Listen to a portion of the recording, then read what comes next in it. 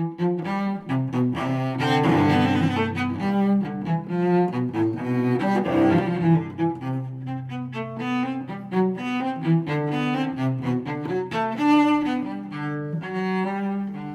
Maggie McGinnis, Professor of Religion and Theology and former Vice President for Mission at LaSalle University in Philadelphia.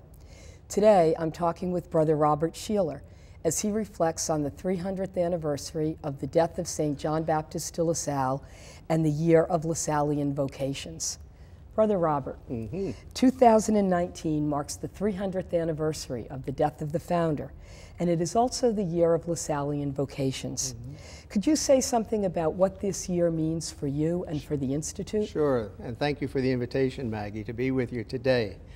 For me, I would say first, brothers with our vocation realize that we receive within that vocation throughout our life successive calls from God on responding to new and emerging needs. So this year is an opportunity for the brothers to reflect on what am I being called to today. Secondly, I would say that it's an opportunity to acknowledge, to appreciate, to support all Lasallian vocations, the many, many thousands of women and men who are living their own vocation through the Lasallian charism. And third, I would urge the brothers to consciously, creatively, consistently, to invite young people into our communities to experience our life as brothers. Certainly young men to consider the life as a brother. So that's, in a nutshell, what it means for me this year.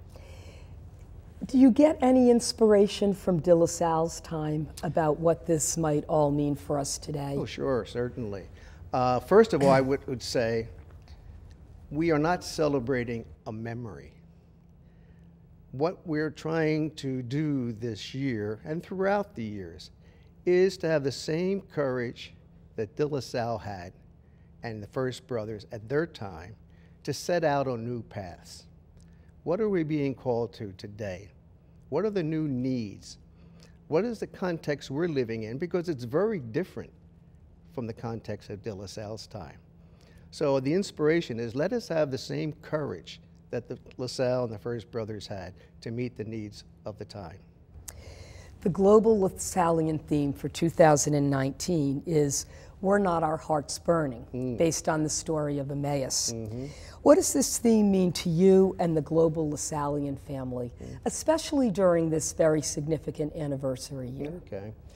Well, last year, in my pastoral letter to the brothers, I spoke about that parable and what it means to us. So let me just add at this time, and this is based on a recent reading of the spiritual writer Anthony Gittins. It's an opportunity, again, to reinterpret our own life story, our own life journey. Where have we been? Where have I been as a brother? Where am I today at the present moment? And where will I be? How do I continue? How do we as brothers continue to be open to what God is asking of us, and how are we ready to respond? Brother Robert, you've spent a good deal of time visiting various ministries throughout the Lasallian world since you became Superior General. Can you share some thoughts with us about the brothers in mission today? Certainly. The mission today is expanding. And that's for at least two reasons. We often reflect on the diminishing number of brothers and the aging of brothers. But in reality, the mission is expanding. We are reaching more young people, children today, than at any time in our history. And I think that's because the brothers continue to be witnesses to the consecration and the mission of what they've given their life to. And we are blessed with 90,000 lay women and men also inspired by the charism. So the mission is expanding. It's expanding in many different ways: non-formal education, university education, innovative initiatives in secondary schools and primary schools throughout the world. Can you maybe offer us a couple of examples of some new missions and where you see the mission expanding? Well, very recently, in the past year, we opened a school in South Sudan the newest country on the planet, engaged in the Civil War. More recently, we went to Samoa. Our brothers in Australia and Lasallian partners in Australia opened a school in Samoa. And we're on the verge of opening a new mission in Ghana.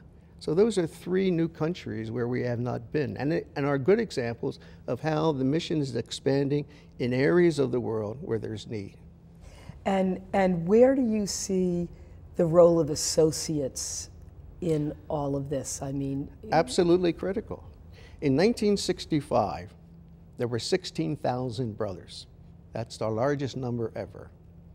We were teaching 700,000 students around the world. Today, we're 3,600 brothers, and we're teaching 1 million students around the world.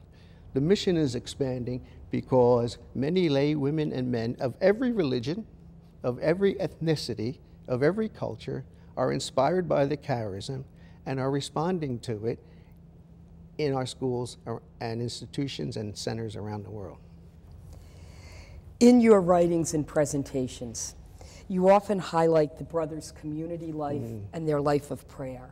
Could you say something about those 2 themes that often appear in your work? Well, as the brothers know, there are 3 constitutive elements to our vocation: mission, consecration, community.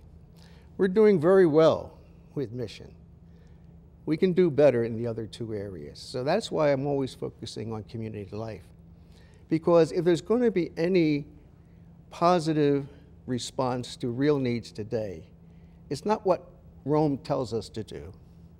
It's what we decide to do in community. So as a community, we need to be in dialogue with each other. We need to be a real community. We're not called to the common life. We're called to community. And that means we trust one another, and we're willing to share our faith and our experiences of God with one another. And when we do that, we're going to respond in new and creative ways to young people today. The number of brothers today, as you mentioned a few minutes ago, are not what they were in the last century. But yet young men continue to be called to the Institute and to the consecrated life. Can you tell us something about these young brothers and what they're doing? Well, for me, they're very courageous, because it's not common any longer for young women, young men to enter religious life. Yet they're open to it. Young people in general, as you know, across the globe, have lost faith in civil and religious institutions. They don't believe in those institutions any longer. But they do believe in people who live an authentic life and who live a committed life. And I think we brothers have the opportunity to engage in dialogue with these young people, because they're mystified. Why would you live your life this way? Why would you live your life this way for 20, 30, 40, 50 years?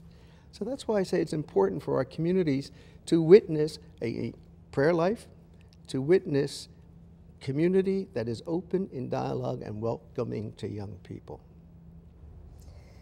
So, as we come to the end of our conversation, what final thoughts would you like to share? Well, going back to the idea of community, brothers, the gospel is our fundamental reference point. We know that. And we're challenged to live the 3 constitutive elements of our vocation: community, mission, and consecration. And we need to live them in an integrated manner. In my own life, whatever assignment I've had, whatever ministry I've been engaged in, I've asked myself, are these 3 elements integrated in me as a person? And when they were, everything was fine. But when they were not, what was I going to do about it?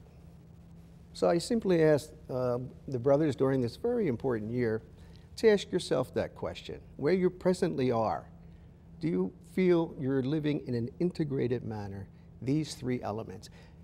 Because we need to integrate the gospel message in our life every day. And we need to continue to say yes to God's will for us each day. And when we do that, the needs of those who have to live their life with dignity, the need to protect the rights of children, we'll respond to that.